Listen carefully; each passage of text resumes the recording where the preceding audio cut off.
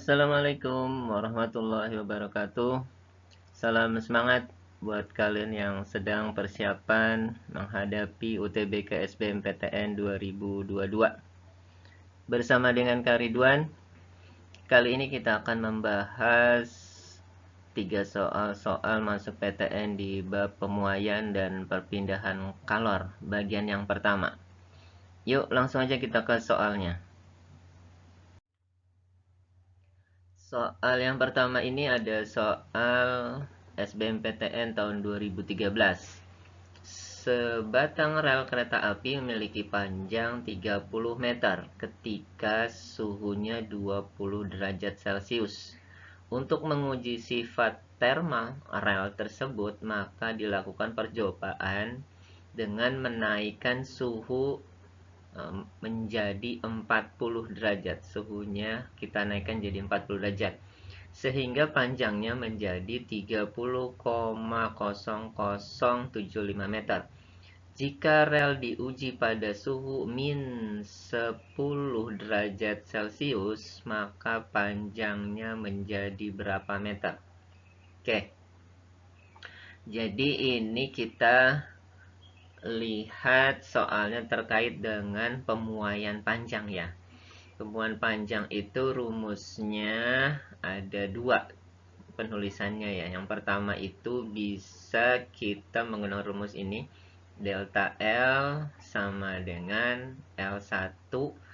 L1 itu panjang awal, kemudian dikali dengan alfanya, koefisien muai panjang dikali perubahan suhu. Oke, jadi perubahan panjang sama dengan panjang awal dikali koefisien muai panjangnya dikali perubahan suhu. Kemudian bisa juga kita tulis rumusnya dalam bentuk begini. L2 sama dengan L1 dikali dalam kurung 1 ditambah alfa dikali delta T. Nah, kita bisa pakai rumus yang ini juga. Nah, kakak kali ini untuk membahas nomor 1 ini kita bahas pakai rumus yang pertama aja ya. Delta L sama dengan L1 kali alfa kali delta T. Karena di sini ada 2 kejadian. Kejadian pertama ketika dia suhunya dari 20 ke 40, kemudian dia berubah untuk kejadian keduanya dari 20 ke min 10 gitu ya. Jadi kita bandingkan aja nih. Coba begini. Jadi kakak tulis di sini. Jadi gini. Oke, sebentar. Jadi ini kakak tulis delta L1 berarti kejadian untuk yang pertama dibagi delta L kedua sama dengan ini L1 dikali alfa dikali delta T1 dibagi dengan L1 untuk kejadian kedua dikali alfa untuk kejadian kedua dikali delta T untuk kejadian kedua. Karena panjang awalnya sama yaitu 30 cm dan dia jenisnya sama ya, rel kereta api dua-duanya itu, maka L1-nya sama bisa kita coret, kemudian alfanya koefisien muai panjangnya juga sama karena jenisnya sama, kita coret juga. Oke, jadi kita tinggal delta L1 dibagi delta L2 sama dengan delta T1 dibagi delta T2. Oke, delta L1 itu berapa sih? Nah, delta L1 itu adalah, nah, kita tulis di sini nih. Kita tulis di sini delta L1 itu adalah berarti L2 dikurang L1. L2-nya mana sih? Itu yang 30,0075 dikurang L1-nya 30. Jadi ini kita dapatnya 0,0075 atau bisa kita tulis 75 kali 10 pangkat min 4 ya. Oke. Kakak tulis di sini nih 75 kali 10 pangkat min 4 dibagi. Nah, delta L2-nya kita cari dulu nih. Delta L2 sama dengan perubahan suhu yang pertama itu dia berarti dari 20 ke 40, berarti ini 40 dikurang 20. Kemudian delta L2 itu dari 20 ke min 10, berarti min 10 dikurang 20.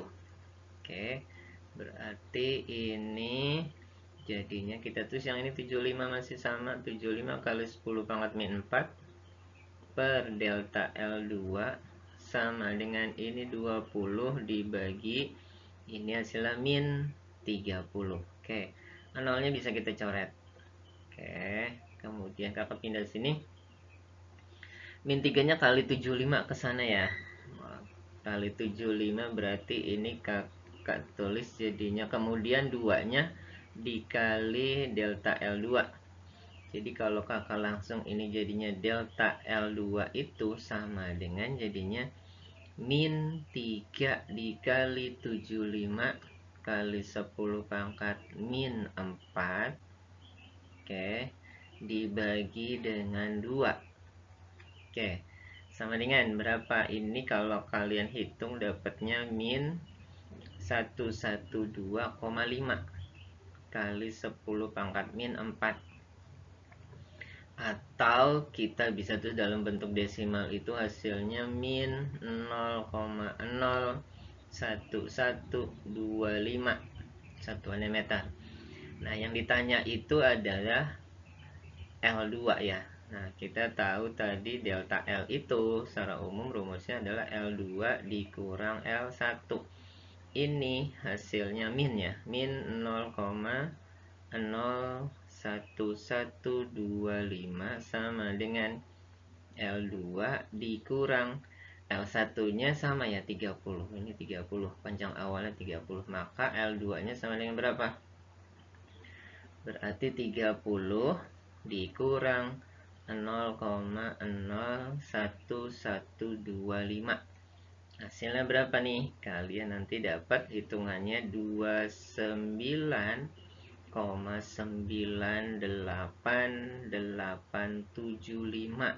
meter. Nah, gitu. Jadi dapatnya 29,98875 meter. Jawabannya mana tuh? Jawabannya yang pilihannya yang E. Oke, sip. Kita dapat nomor 1 jawabannya yang E. Kita lanjut ke nomor 2. Di nomor 2 ini ada soal UTBK tahun 2019. Ini soalnya teori nih. Dalam wadah tertutup A terdapat sejumlah es pada titik leburnya. Sementara itu, dalam wadah tertutup B terdapat sejumlah es asin. Dalam kurung es yang terbuat dari air asin pada titik leburnya juga yang masanya sama. Kedua wadah tersebut dari logam. Kemudian kedua wadah diletakkan saling bersentuhan. Pada keadaan akhir terdapat air asin bersama es asin dalam wadahnya B, kemudian es dalam wadahnya A.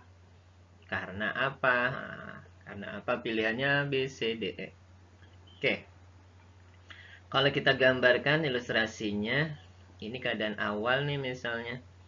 Keadaan awal itu katanya ada di wadah A itu, katanya ya. Kalau ini wadah A misalnya.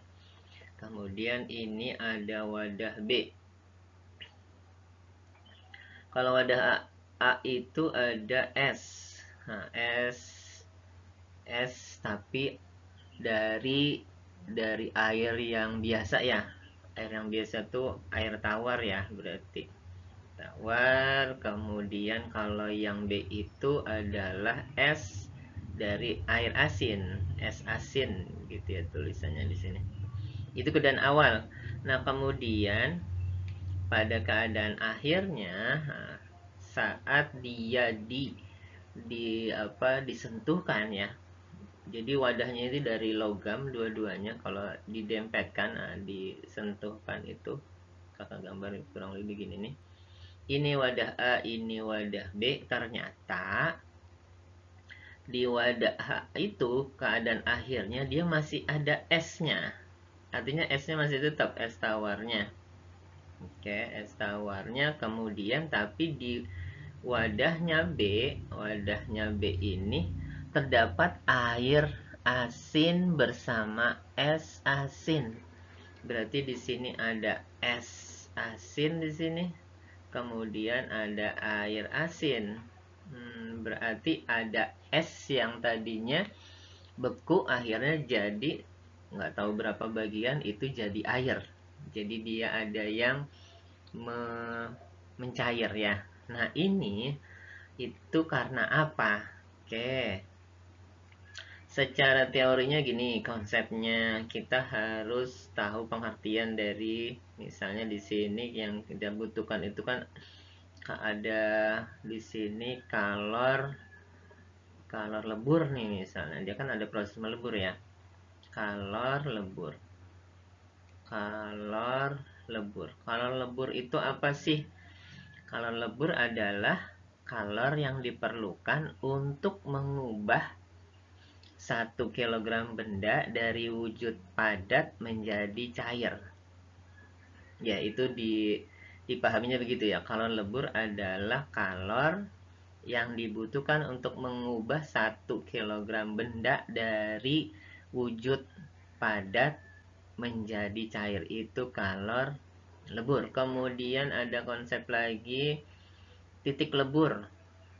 Titik lebur. Oke. Kalau titik lebur apa? Suhu benda ya. Kalau titik lebur namanya juga titik ya. Titik itu adalah suhu.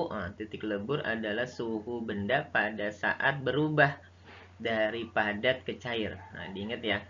Titik lebur adalah suhu benda pada saat berubah dari padat ke cair. Nah, dilihat di sini pada keadaan akhirnya itu di wadah A es tawar itu tetap jadi es, tapi kalau untuk yang wadah B itu es asin itu ada yang mencair jadi air asin. Jadi kesimpulannya dari sini itu kita dapat bahwa ya kalau kita lihat berarti kalor leburnya Berarti kalau leburnya es asin, es asin itu, si es yang asin itu lebih kecil dari kalor lebur lebur es yang air biasa ya, air tawar. Artinya dia lebih cepat mencair gitu.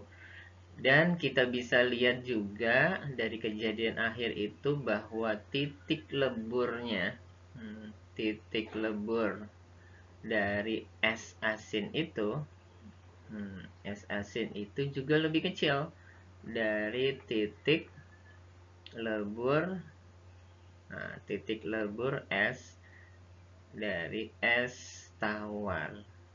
Oke, jadi kita dapat kesimpulannya seperti itu ya. Jadi si kalor leburnya si es asin itu lebih kecil dan titik lebur es asin juga lebih kecil dibandingkan dengan es yang tawar. Jadi kalau lihat kesimpulan akhirnya ini, pilihan jawabannya jadinya kita memilih jawabannya yang mana? Yang D ya. Titik lebur es asin lebih rendah atau lebih kecil daripada titik leburnya es. Oke, itu nomor 2. Kita lanjut ke nomor 3. Di nomor 3 ini ada soal SPMB tahun 2004. Sebuah kubus dengan volume V terbuat dari bahan yang koefisien muai panjangnya itu alfa. Jika suhu kubus dinaikkan sebesar delta T, maka luasnya akan bertambah. Yang mana persamaannya? Oke, ini pemuaian luas ya. Jadi kita tulis, tapi ini hubungannya pemuaian luas, hubungannya dengan volume juga. Kita tulis aja dulu ya, sambil mengingatkan. Jadi kakak tulis masing-masing rumusnya nih. Jadi ada nanti pemuaian, ini pemuaian jadi ada 3 ya. Ada pemuaian panjang. Pemuaian panjang itu rumusnya tadi delta L sama dengan L1 dikali alfa dikali delta T. Kemudian ada pemuaian luas. Pemuaian luas itu berarti delta A sama dengan A1 dikali beta. Beta itu koefisien muai luasnya dikali delta T, di mana beta itu 2 kali alfa. Kemudian ada pemuaian volume atau volume. Nah, rumusnya delta V sama dengan V1 dikali gamma dikali delta T, di mana gamanya sendiri adalah 3 kali alfa. Oke, di soal ini yang ditanya itu luas. Nah, pertambahan luasnya, pemuaian luas hubungannya dengan volume. Oke, dia bentuknya kubus. Volume kubus apa? Volume kubus itu, nah, kalau kubus kan semua rusuknya sama ya. Volume kubus itu berarti kalau volume kubus rusuknya S, maka volume kubusnya jadi S pangkat 3. Kemudian kalau luas, nah, kalau luas kubus itu berarti sisi kali sisi atau S pangkat 2. Oke, nah sekarang kubus itu kan permukaannya ada 6 ya. Ada 6, jadi kalau kita hitung seluruh nah, seluruh luasnya kubus gitu ya. Kubus ini sebagai yang mula-mula ya. Luas kubus mula-mula dia. Nah, mula-mula itu berarti kita tulis ini A1 itu sama dengan apa? Dia ada 6 sisinya ya. Permukaannya itu ada 6. Jadi 6 dikali apa nih? Dikali luas permukaannya. Nah, sekarang kita coba cari hubungan antara volume ini nih. Kalau ini kan volume nih. Ini volume, yang ini luas. Hubungan antara volume sama luas, nah, dikalikan dalam hitungan di sini berarti ini 6 dikali V, V-nya itu volume, dikali atau dikali dipangkatnya 2/3. Coba kamu kira-kira benar nggak nih rumusnya? Kalau 6 yang ini artinya memang kubus itu punya 6 sisi ya. 6 luas permukaan. Ada 6 kan? Kanan, kiri, depan, belakang, atas, bawah ada 6. Dikali dengan luas sisinya. Nah, hubungannya dia nggak di situ tidak pakai apa luasnya, tapi dia pakai volume. Nah, jadi dirumuskan hubungan antara volume nih dengan luas V dengan A itu. Jadi kakak tulis jadinya V dipangkatin 2/3. Oke, kita cek nih misalnya kan V itu apa sih? V itu kan ini kan gini kakak tulis V rumusnya itu dipangkatin 2/3. V itu apa sih? S pangkat 3 ya. V itu kan S pangkat 3. Coba kalau dipangkatin dengan 2/3, 3-nya kan bisa kita coret nih. Jadinya jadi S pangkat 2. Kembali lagi ya, jadi S pangkat 2 itu si luas ya. Benar ya? Oke, jadi betul. Kemudian kita perlu tahu juga tadi hubungan ini apa beta. Betanya sendiri itu katanya kan 2 kali alfa. Ya, 2 kali alfa. Nah, sekarang yang jadi pertanyaan itu luasnya akan bertambah. Jadi emang dia ini agak sedikit rumit sedikit. Jadi ini ada alfa. Nah, jadi ini rumus pemuaian panjang, luas sama volume itu digabung lah, boleh dibilang begitu. Jadi di sini ada alfa. Alfa itu pemuaian panjang. Kemudian di sini ada ada volume juga, nah gitu, tapi yang ditanya itu luas, nah gitu, jadi kita harus pintar-pintar ngerubah rumusnya masing-masing. Oke, nah sekarang ini udah dapat nih, ini yang pertama sama ini yang kedua. Nah sekarang kita gabung, maka pertambahan luasnya, maka gitu ya, maka pertambahan luasnya berarti delta A nya itu sama dengan kan A1 dikali beta dikali delta T. Ini rumus pertambahan luas awalnya ya. Rumusnya seperti ini. Nah, sekarang kita rubah. Nah, sekarang A1 yang mana? Ini, yang 6 dikali V. Nah, dikali V dipangkatin 2/3. Oke, kemudian kali beta. Betanya itu 2 kali alfa. Oke, kemudian dikali delta T.